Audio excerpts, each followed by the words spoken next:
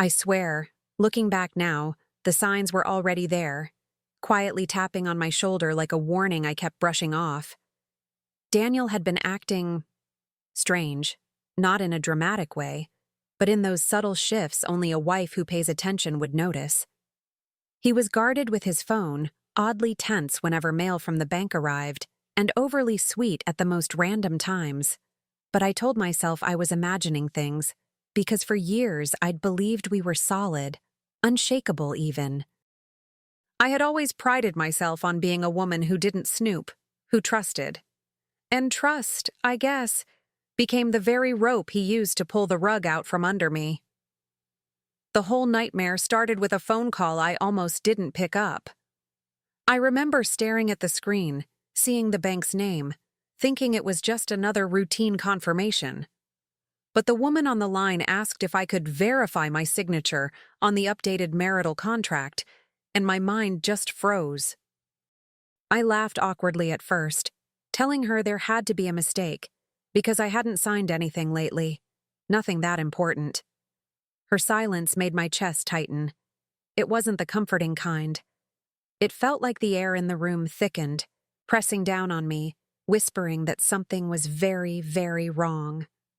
When I asked Daniel about it that night, he rolled his eyes like I was being dramatic again, like I was the one creating problems out of thin air. He told me I'd signed it months ago and that I was misremembering things, saying it with that patronizing half smile that made me feel small, as if my signature, my name, my rights could just slip from my memory like misplaced car keys. The way he dismissed me, brushing past me while telling me not to stress over paperwork, sent a chill down my spine. It was the first moment I felt the ground beneath us shift, just enough to warn me that nothing was as steady as I'd believed. The next morning, I couldn't shake off the heaviness in my chest. It followed me around the house like an unwelcome shadow, even as I tried to distract myself with simple chores, washing dishes, folding laundry, opening windows to let in fresh air. Nothing helped. Everything felt off, like the air itself was holding a secret I wasn't meant to hear. And the more I replayed the bank's question in my mind, the more it gnawed at me. My signature, forged or forgotten. Neither option sat well in my stomach. It felt like standing at the edge of a cliff, knowing a gust of wind was coming but not knowing from which direction. I kept telling myself that if something was truly wrong, Daniel would have told me. After all, we had built a life together, sacrifices, plans, dreams woven into one. But then a small voice inside me whispered that he hadn't actually been including me in anything lately. I started remembering the nights he came home late, claiming he'd been handling paperwork, and how he would kiss my forehead absently, already distracted by something else. I began second-guessing every detail, every conversation, every shrug of his shoulders. It felt like peeling old wallpaper and finding mold underneath, ugly, hidden, and spreading quietly. By afternoon, I found myself sitting at the kitchen table, staring at my own handwriting on an old grocery list, comparing it to the shaky memory of the contract I supposedly signed. My hands were cold, trembling slightly as if they already knew the truth my mind refused to accept. I realized I couldn't rely on Daniel's word. Not anymore. Not about this. I needed to see the document with my own eyes, hold it, feel it, study it. That need settled into my bones like a decision already made. And so I grabbed my bag, my keys, and my dying hope that this was all some simple misunderstanding, even though my gut already knew it wasn't. When I arrived at the bank, the building felt colder than I remembered, like it already knew the truth I was walking toward. The lobby smelled of polished floors and printer ink, that sterile scent that always made me feel small and out of place.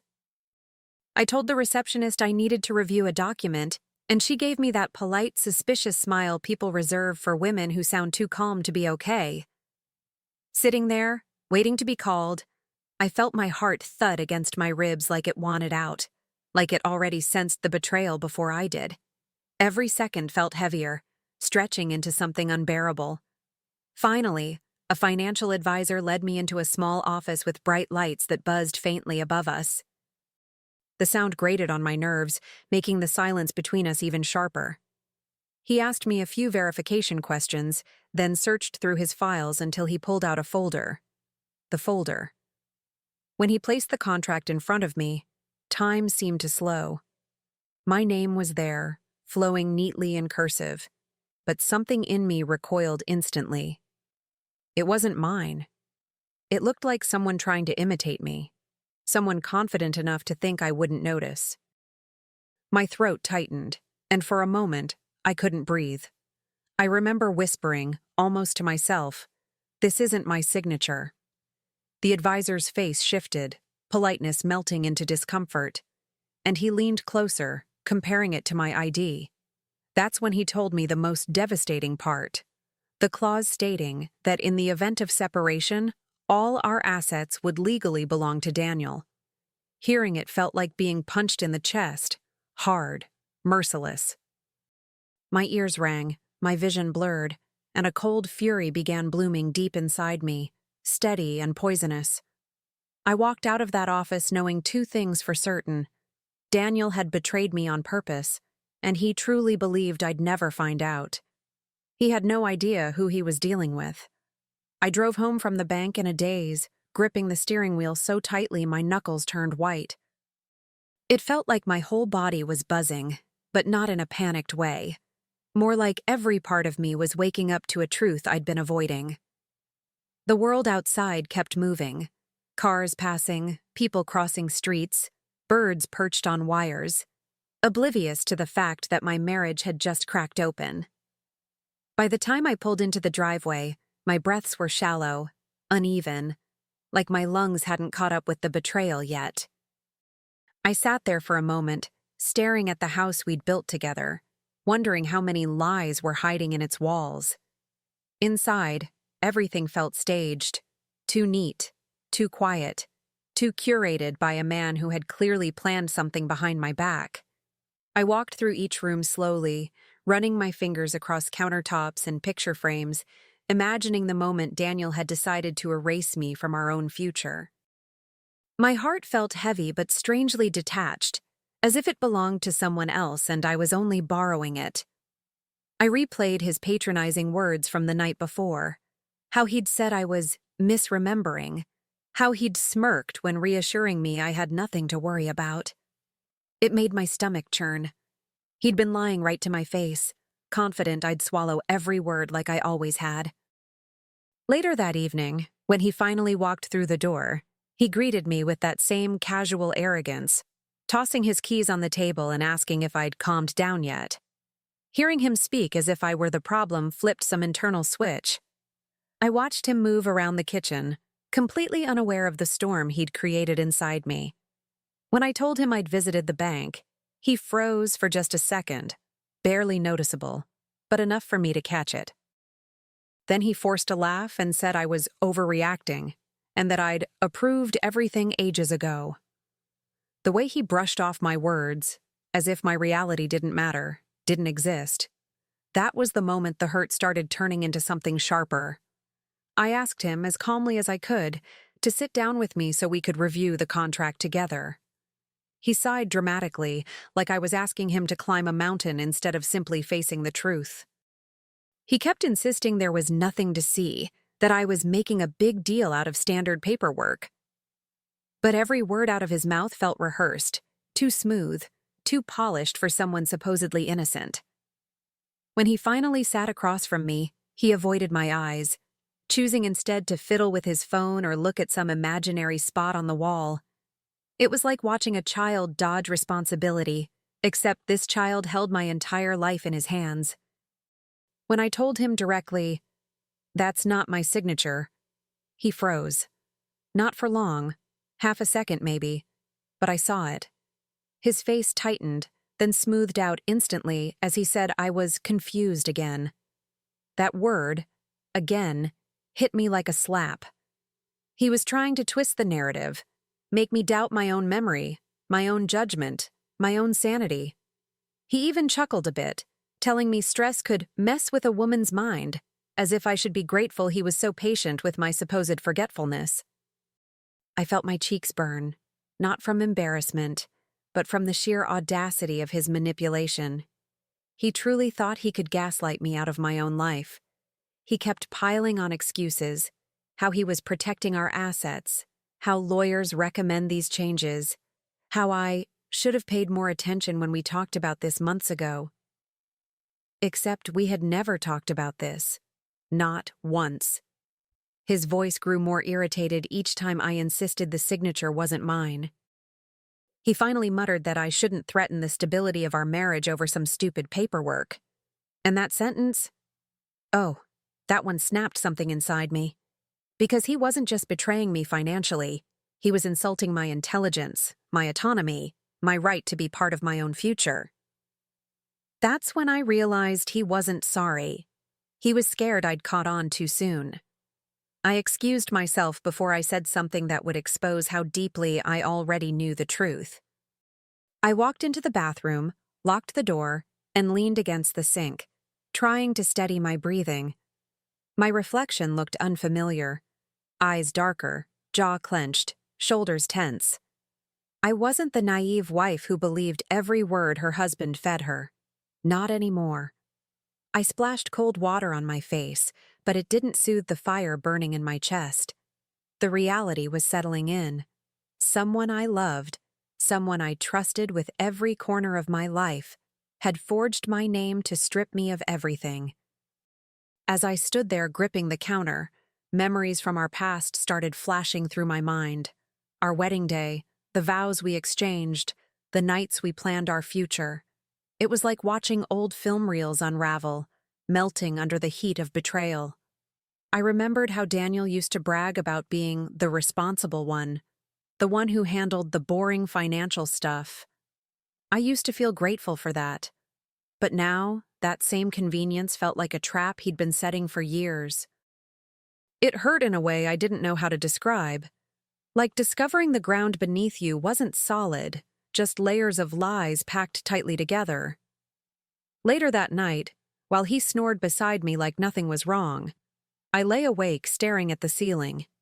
My mind replayed the forged signature, the altered clause, the advisor's voice explaining what it all meant. Something in me shifted permanently as I watched the darkness above me, realizing I could never go back to the woman I was yesterday. I didn't cry. I didn't break down. Instead, I felt a strange calm wash over me, the kind that comes right before a storm. If Daniel had rewritten the rules of our marriage without me, then he had unintentionally given me permission to rewrite the ending. And I intended to sign that ending myself. The next morning, something in me felt different, like a switch had flipped overnight. I wasn't trembling anymore or second-guessing myself. Instead, I felt this controlled, simmering resolve settle deep in my bones. I watched Daniel at breakfast, pretending everything was normal, humming to himself while scrolling on his phone. He didn't notice how quietly I studied him, how I memorized every careless gesture, every smug little breath. He had no idea he was sitting across from a woman who finally saw him clearly. I smiled at him, and for the first time in a long time, the smile wasn't for him. It was for me, for the woman who finally woke up. I left the house later that day under the excuse of running errands, but I drove straight to a lawyer's office instead. The moment I walked in, the scent of leather chairs and old paper hit me, grounding me in a way I desperately needed. The lawyer, a middle-aged man with sharp eyes and a soft voice, listened carefully as I laid everything out. Every detail, every red flag, every lie Daniel had fed me. When I finally showed him the forged contract, he sat back in his chair and exhaled sharply, shaking his head. He said forging a spouse's signature wasn't just unethical, it was illegal, criminal even. Hearing that word, criminal, sent a strange thrill through me. He explained how serious the consequences could be for Daniel. Fines, charges, possible jail time. The more he talked, the more I realized just how reckless and arrogant Daniel had been. My hands shook slightly, not from fear, but from the realization that the power I thought I'd lost had been placed right back into my hands. The lawyer asked if I wanted to pursue charges, but I told him I wanted something else first. I wanted strategy. I wanted precision. I wanted Daniel to feel the ground shift under him the same way he'd done to me. And that was the moment my revenge truly began to take shape. Over the next few days, I became someone even I didn't fully recognize. And honestly, I loved her. I moved through the house quietly, observing, collecting small pieces of evidence Daniel didn't even realize he'd left behind.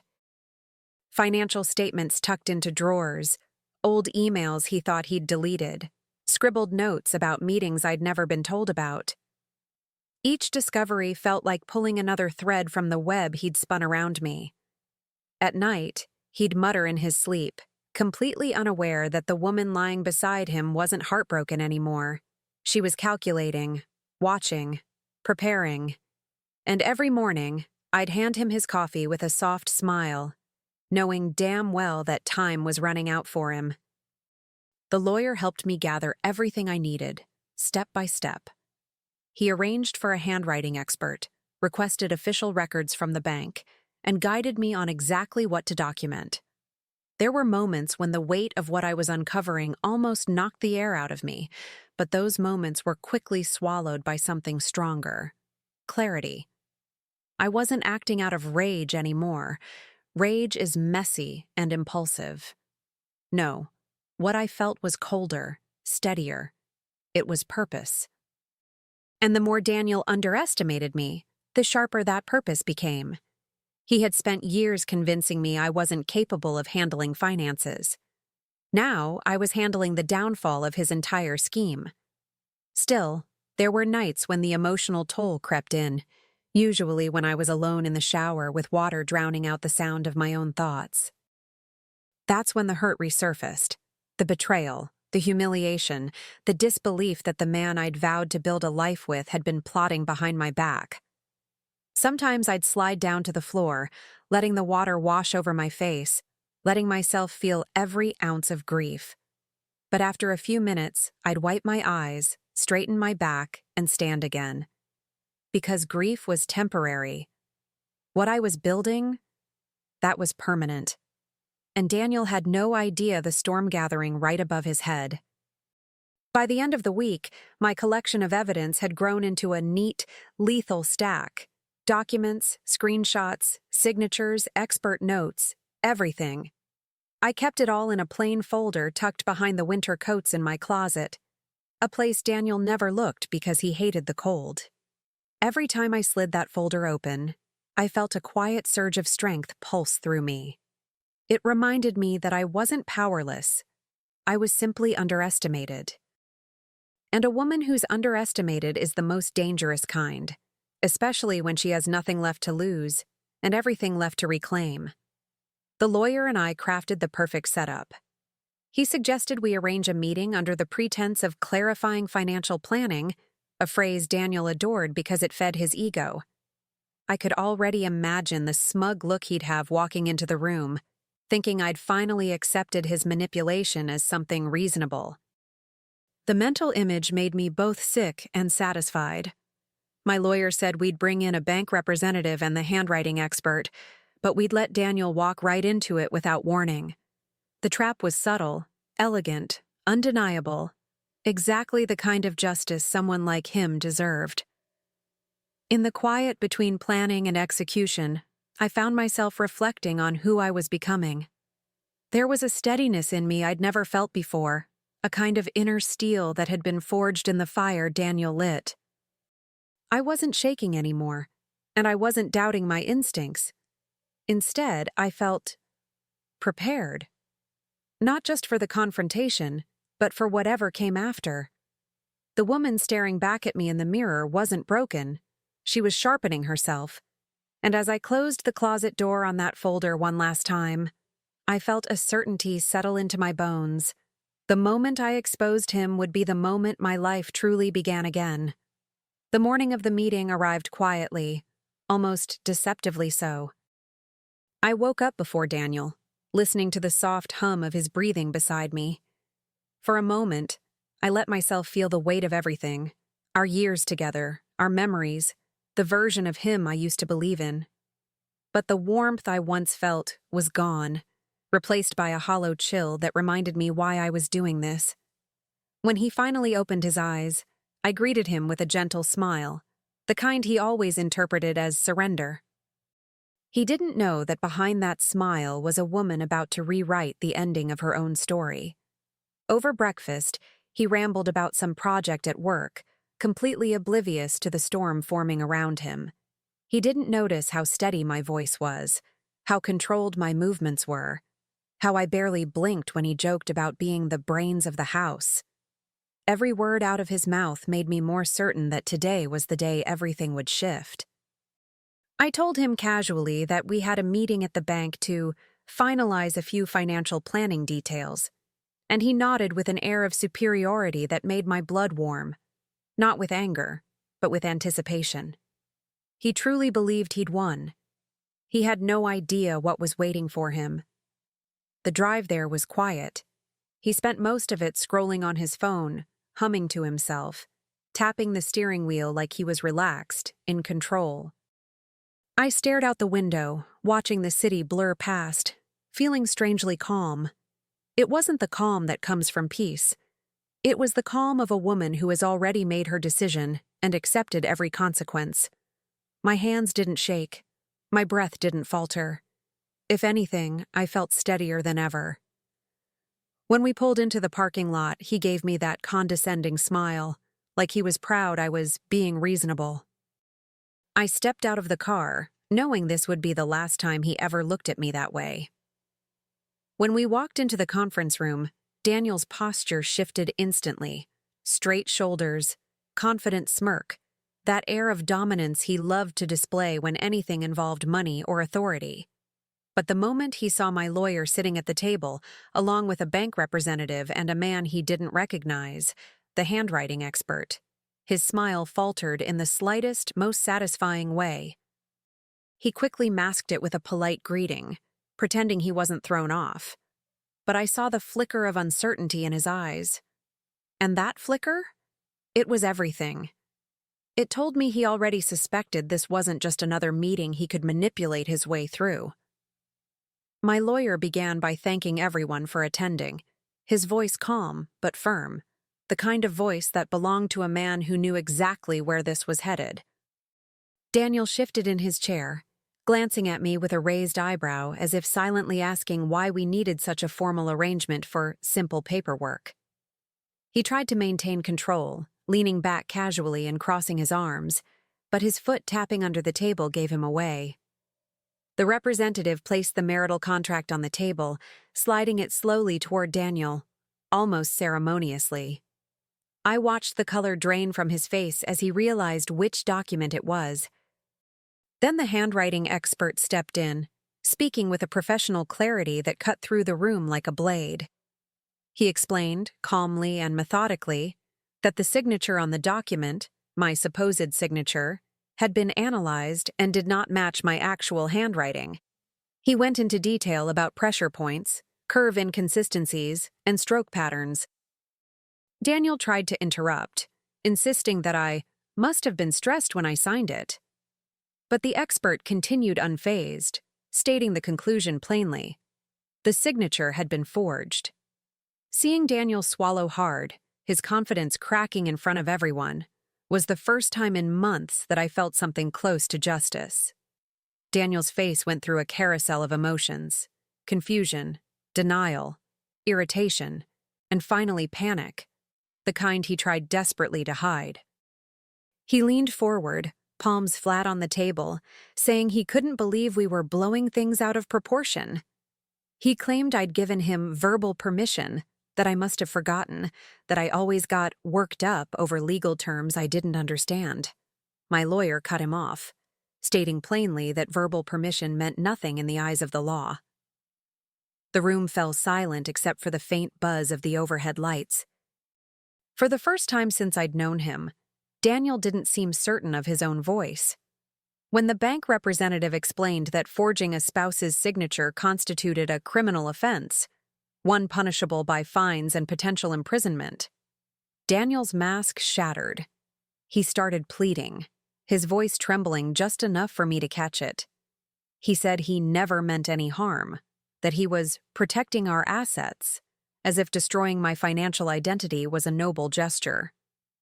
Then he had the audacity to whisper that I shouldn't ruin his life over a misunderstanding. That sentence echoed inside me like a strike of lightning. Ruin his life? He'd tried to erase mine on paper, and somehow still thought he was the victim. The entitlement was staggering. I didn't raise my voice. I didn't cry. Instead, I looked him directly in the eyes and told him, calmly, that I had no intention of sending him to prison. Yet. His breath hitched. I explained that I wanted every forged clause reversed, every asset protected legally in my favor, and a new marital agreement drafted under formal supervision. My lawyer slid the documents across the table, and Daniel stared at them like they were a death sentence. In a way, they were, just not the kind he expected. He realized then that the woman sitting across from him wasn't the naive wife he'd manipulated for years. I had taken back the power he thought he'd stolen. Daniel sat there frozen, the pen trembling between his fingers as if it weighed 100 pounds. Watching him hesitate, really hesitate, for the first time since all of this began, felt strangely grounding. He wasn't the confident mastermind anymore. He wasn't the man who believed he could rewrite my life behind my back. No, in that moment, he looked like someone who had finally realized he'd been playing a game he wasn't smart enough to win. My lawyer repeated firmly that these new documents protected me and corrected the fraudulent clause he'd tried to slip under my nose. And the best part? Daniel had no leverage left to refuse. I could see the panic flicker in his eyes as he skimmed the revised agreement, this time stating that, in the event of a separation, I would retain the majority of our assets. His jaw clenched, his nostrils flared. He whispered, barely audible, that this was unfair, that I was taking advantage of his vulnerability. The irony nearly made me laugh. He'd forged my name to steal my future, yet he somehow convinced himself he deserved pity. I didn't give him any. Instead, I simply said I was giving him a choice. Sign the documents and keep this out of the courts, or I'd file charges and let the legal system handle everything he'd done. For a long moment, he didn't move. The room felt heavy, thick with the tension of a man realizing his options had vanished. Then, finally, with shoulders sagging and pride crumbling, he signed. Each stroke of the pen felt like a reclamation, my name, my assets, my autonomy being returned to where they belonged. I watched him sign not with satisfaction, but with an almost solemn clarity. This wasn't revenge for the sake of cruelty. This was restoration. This was justice. And as he pushed the signed papers back toward me with shaking hands, I felt the profound shift of power settle gently, yet unmistakably, on my side of the table. After the meeting, I walked out of the bank ahead of Daniel, breathing air that felt different, lighter, almost like it finally belonged to me again. He followed behind me slowly, each step heavy with the weight of what he'd lost. For once, he wasn't rushing ahead or barking instructions or pretending he owned the world. He looked small, deflated, almost unfamiliar. A part of me expected to feel triumphant, but what washed over me instead was a strange mix of grief and clarity. It dawned on me that the man I thought I married no longer existed, and maybe never had. On the drive home, he tried to talk. His voice wavered as he said he never wanted things to get this bad, that he just didn't want to lose everything. I stared out the window, watching passing trees blur into streaks of green, wondering if he even realized that I was part of that everything. He reached out to touch my hand, but I pulled away instinctively.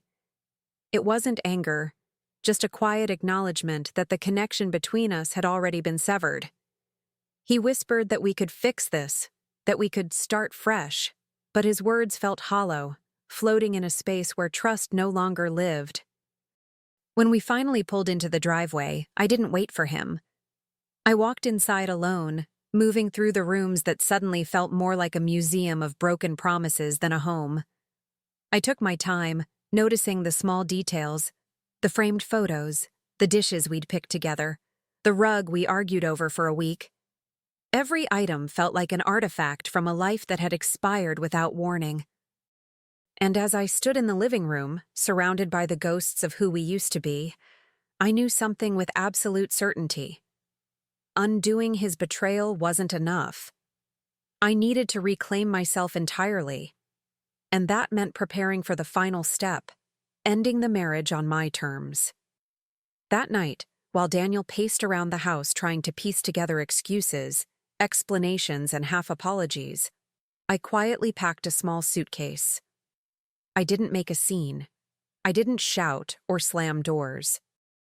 I simply folded what I needed, a few clothes, my documents, a favorite sweater, and placed everything neatly beside the bed. When he finally noticed, he froze, asking why I was overreacting like this. His voice was desperate, trembling, clinging to the last scraps of control he thought he still had. But I didn't let his panic sway me. I told him, calmly, that trust wasn't something you could forge back once you'd forged a signature. He tried to corner me with sentiment, reminding me of vacations, anniversaries, the life we'd shared. But every memory he threw at me felt tainted now, wrapped in the knowledge that he'd been planning my erasure while pretending to build a future with me. He insisted that couples survive worse things, that we could go to therapy, that he would never lie again. But I could hear the cracks in his promises, smell the fear under his desperation, and for the first time, I didn't absorb it. I didn't soothe him. I didn't fold. I simply looked at him as the stranger he had chosen to become.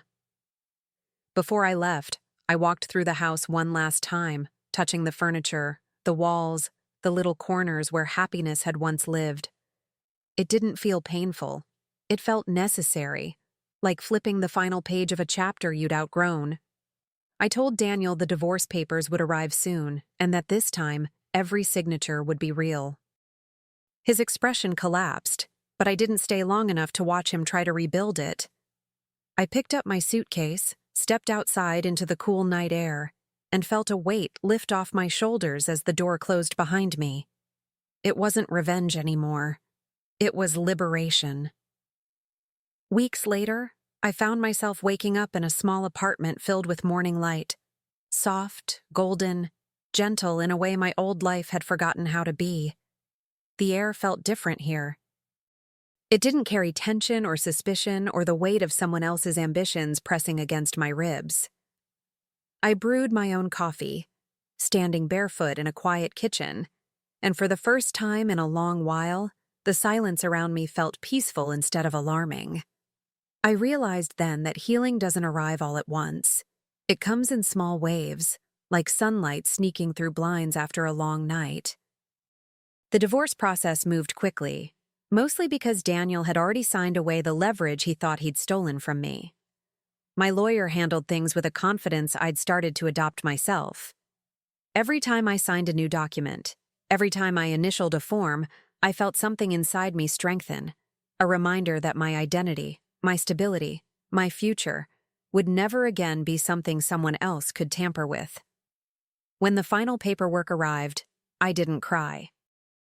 Instead, I felt a steady sense of closure, like a door that had been creaking for years had finally clicked shut.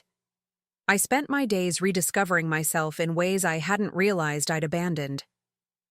I walked through parks, cooked meals for one, bought flowers just because I liked them. I let myself feel lonely sometimes, but not in a way that hurt, more like a quiet rediscovery of my own company. I even caught myself smiling for no reason, as if my body finally remembered what it felt like to breathe without fear.